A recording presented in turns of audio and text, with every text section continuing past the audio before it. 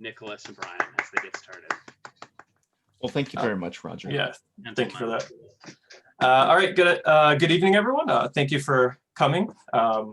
Very happy to be here and happy to have you here to watch our presentation. Today, we're going to be talking a little bit about collaborative task-based instruction during emergency remote teaching. As you know, most of us, if not all of us, have been kind of thrown into the fire, right? All of a sudden, we had to do online teaching, especially in the spring. And some of us, even now, I think both Bryan and myself are both teaching online even now. And as you know, most of us didn't really have any kind of early notice or forward notice about going online. So we kind of had to just snap our fingers and hope for the best. So we're going to talk a little bit about our experiences teaching a task-based course curriculum and the different ways we did it and how our experiences were and how we think we can improve in the future. All right, this is our outline. First, we'll explain the course that we taught. They're very similar. They use the same textbook, so they were very close together. I'll give a very, very quick summary of TBLT for you in case you aren't aware or you need a refresher. We'll be comparing and contrasting our two courses. We'll be talking about our experiences. And finally, we'll talk about an idea called TechnologyMediated TBLT. And we'll talk about ways to improve task-based language teaching online and collaborative learning, at least what we think can be improved.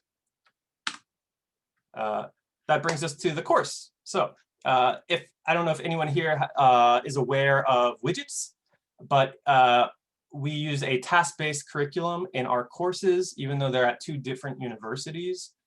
We use the same task-based kind of ideas and the same task-based textbook. Both of our classes were in the Department of Economics in our respective universities. They were both elective classes, so we would assume that the students were a little bit higher motivated than normal.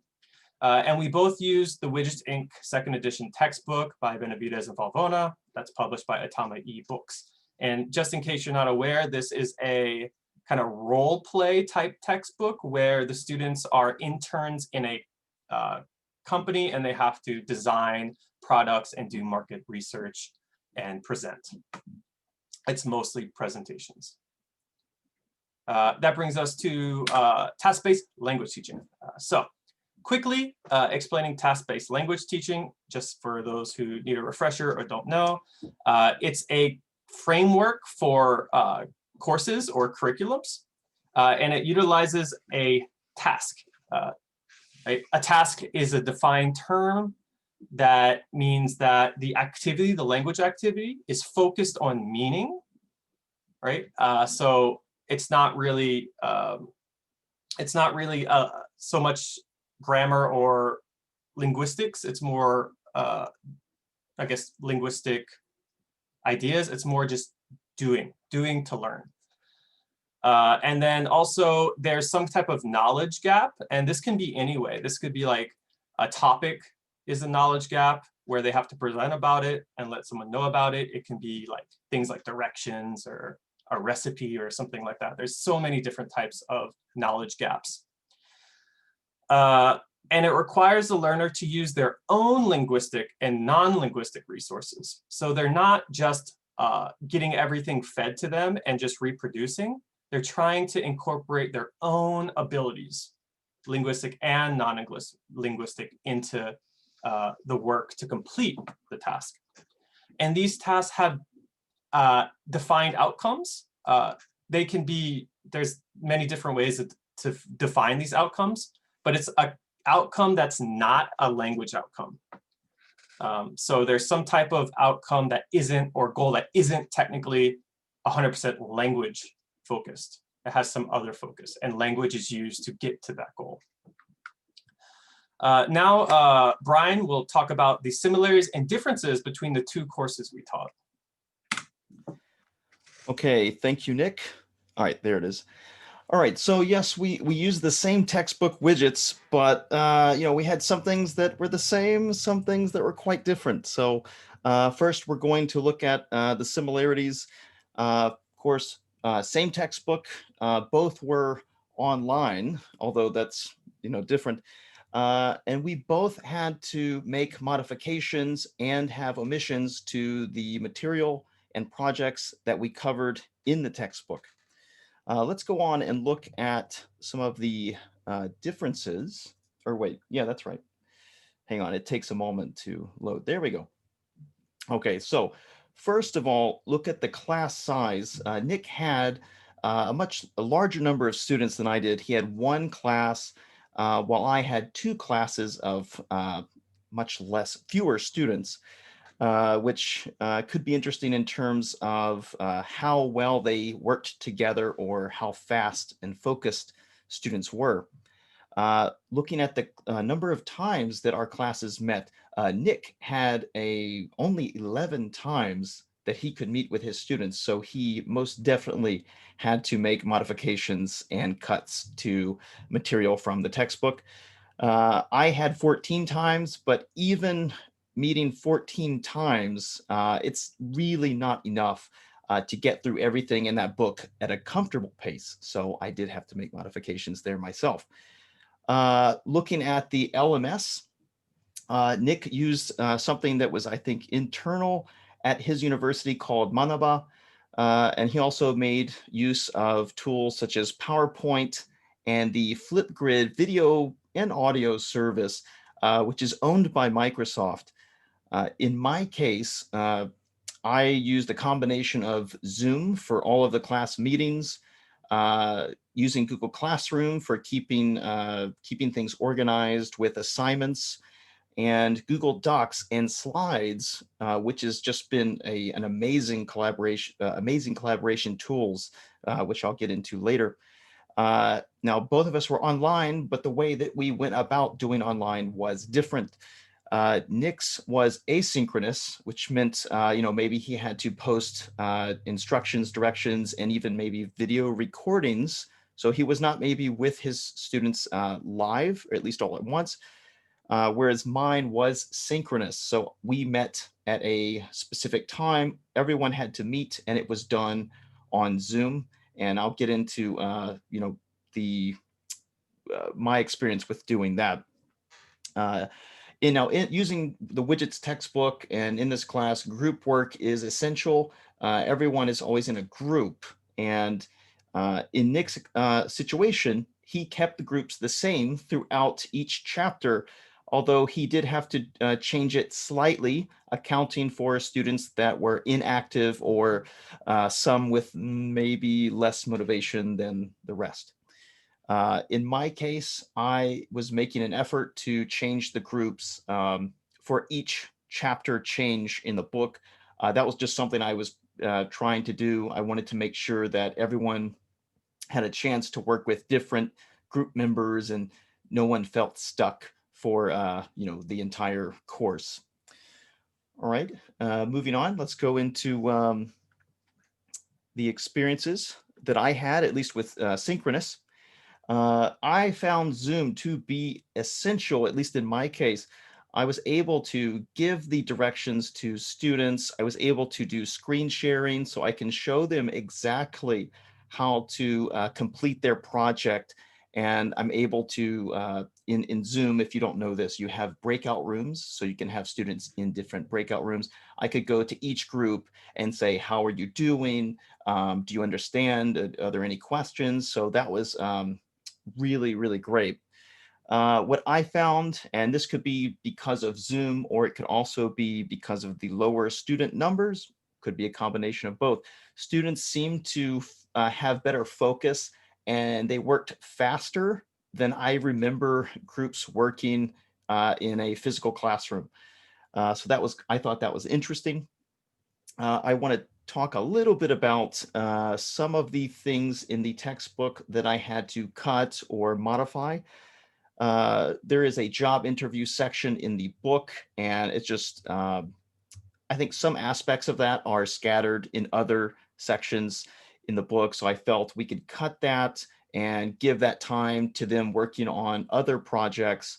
There's also an elevator pitch project, which it's very fun, but I just, because of time, I cut that completely. There's also a video commercial activity that, before COVID was fantastic, very fun to have students get together and make videos. But because we were doing online, this was changed into a collaborative presentation about an ad campaign presentation. Okay. Earlier, I mentioned about Google Docs and Google Slides. And what's really great about these tools is at my particular university, not at the time, I don't know if it's changed so much now, but not all students had the same software or PowerPoint or Word at all. So making use of Google Documents and Slides, which is pretty much free, you're able to have collaborative documents and slideshows where group members can work together at the same time, and as well as the teacher can look and give feedback, or at least I did. I was able to watch them live and say, okay, that's great, or maybe you need to think about this. I found that invaluable. And also, oh yeah, I covered that. So those were some of my experiences with teaching synchronous classes. I think Nick's going to talk about his experience with asynchronous. Yeah, thank you, Brian. I think one thing you'll notice from Brian talking about his experiences is that a lot of them were very positive. Mine's a little bit the opposite. Since I was doing asynchronous, I think I had a lot of negative experiences. I think collaboration through asynchronous means is possible and doable, but there are a lot of more problems, I feel, than doing through synchronous learning. So some of my experience was that for me, it was harder to check student involvement. Right? I couldn't jump into a breakout room or send a private message in class while they were working. Instead, I had to just hope for the best, and I would drop kind of messages every once in a while to the entire class to let me know if they have problems. Right? If you're having an issue, message me, email me, do something. However, because I guess the nature of it, I think students were a little bit more weary of kind of talking about the negative experiences until kind of the end, right? And just like Brian, I had 11 classes, so I had to cut a lot of material. Sorry, unlike Brian. Brian had slightly more, right? So I had to get rid of a poster presentation, focus groups, and job interview. This is half the book. And I also had to change the video commercial to a full advertising campaign. So usually in my class, I don't do the job interview anyway, unless we have a lot of free time. But there's still 5 stages, or 5, I guess, tasks that I that I have in my curriculum, and I had to eliminate 2 of them and then kind of scale back on one of them. In my slide here, you'll see there's PowerPoint online and Google Slides. The important part about this is that I did teach the students how to use these through on-demand videos and instruction. However, in reality, I don't think anyone used either. There was no indication through turn-ins that they used PowerPoint online, and there was zero indication that they used Google Slides. What they ended up doing is they ended up communicating through line, and then they would copy-paste their presentations into a final presentation.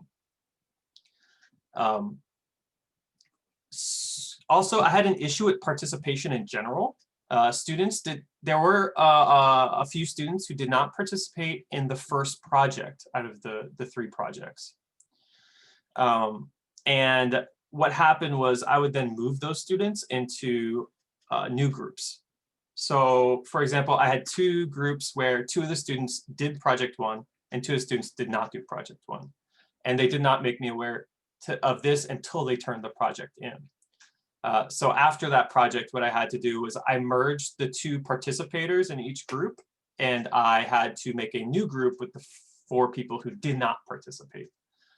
And then what happened after that is 2 of the people from the non-participants ended up coming back and doing the rest of the course. And then 2 of them didn't. So then they had to work in a group of 2, and then 2 of them didn't really know what to do, and they had to ask a lot of questions, and it was a bit of a mess for them.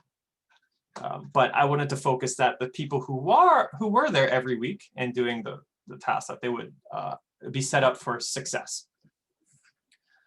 And then also, I had an issue, I think, because of the asynchronous nature, that I did not get assignments on time. I would say about 70% of the students would send things in by the due date, and then the other 30% would be up to a week late. And then, you get the cheeky students who tried to turn in everything the last, 2 days. Of course, this caused a lot of problems with progression and the collaboration between the group members. It caused a lot of issues because they weren't all in the same spot that they needed to be every week. And then I always suggested that students take that class time. I think it was in second period for this class. I suggest that 1 day a week, that second period class, they would just be at their home on their computer, and that they would talk to each other. However, in reality, I don't think many of them did. I think they all did it whenever they were free. And again, because of this, there were breakdowns in communication and issues with how they communicated, I think, with each other and with me. So unlike Bryan, I had a lot of negative things and a lot of things to learn.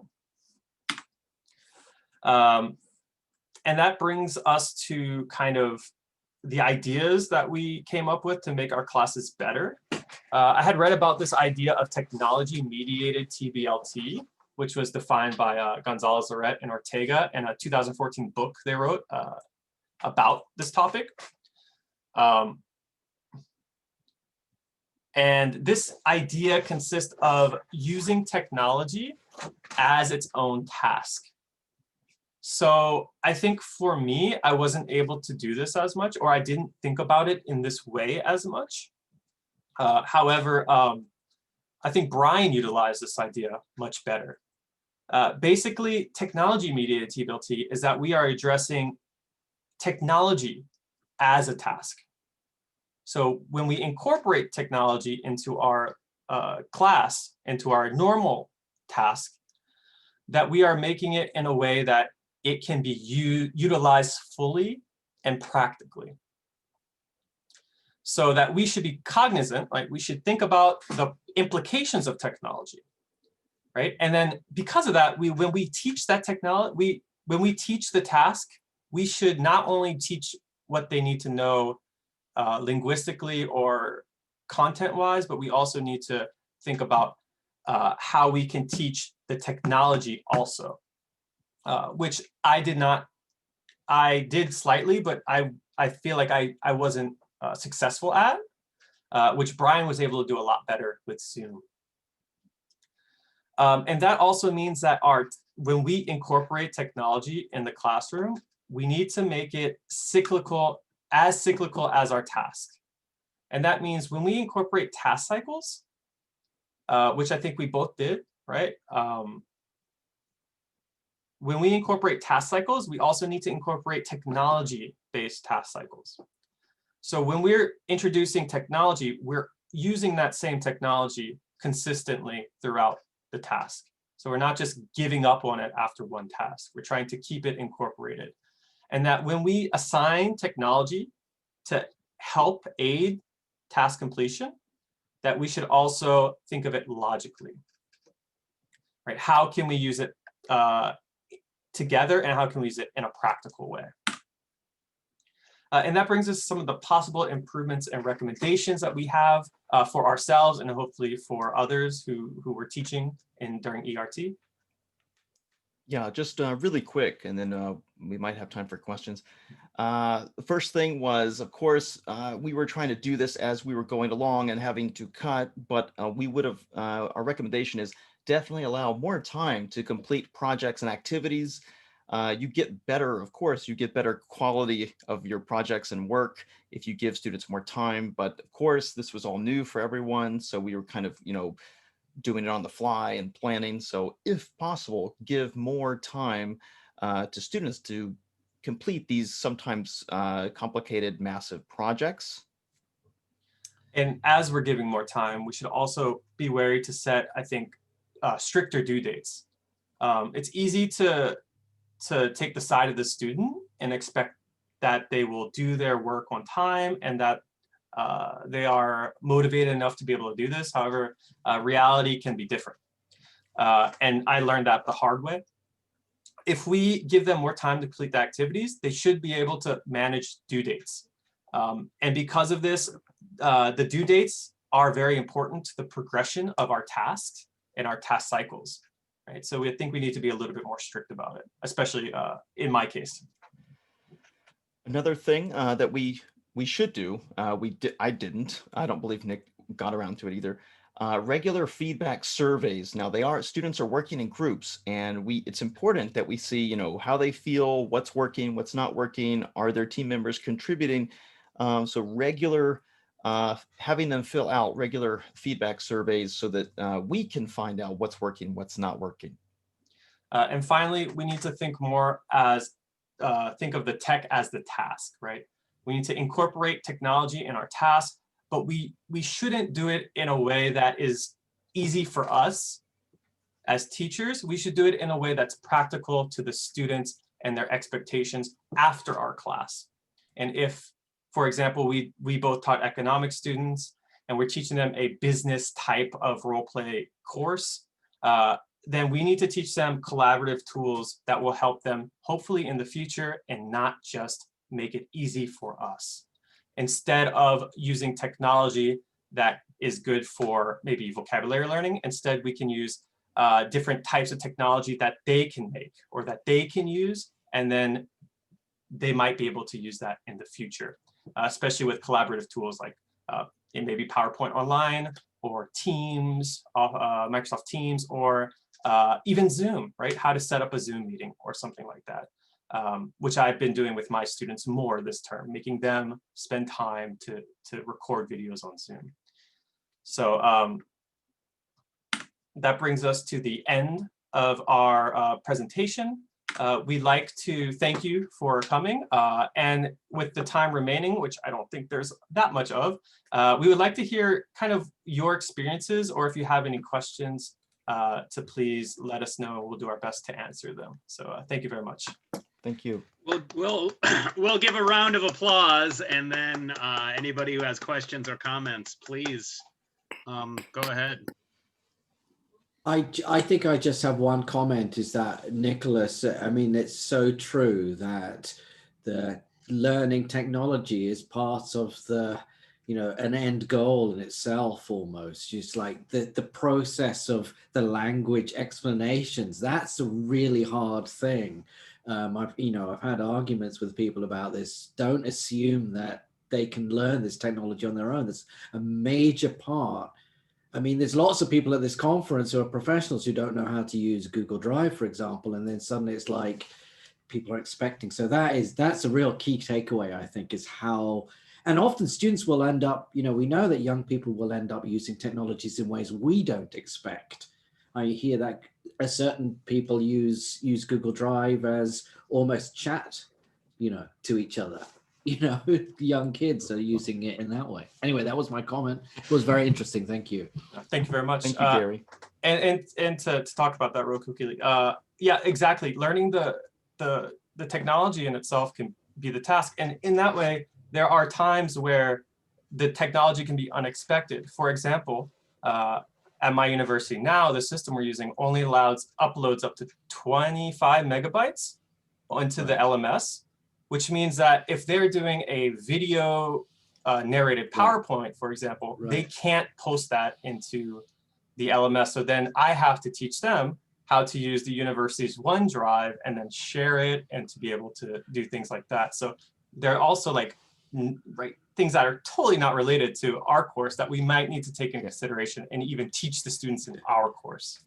definitely. Yeah, as a hint in these things, I find it very hard to explain these things to students, but I save a lot of time just making videos and linking them to the video. Say, watch me do it once. Here's how to copy a Google Drive document, file, copy, and then they see it once. They're like, I never even knew that you could do that. You know, so these kind of really short videos are quite, and they watch them again and again. You know, Yeah, very useful. One thing I find that's worked for me is using, based on your principles of making it easy for the students. I go to the technology they use. So in my class, I use an LMS, excuse me, but I get them to do their communication through Line.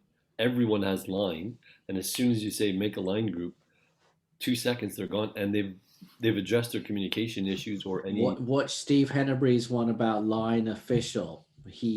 Find his that's really useful. I use Slack with my students.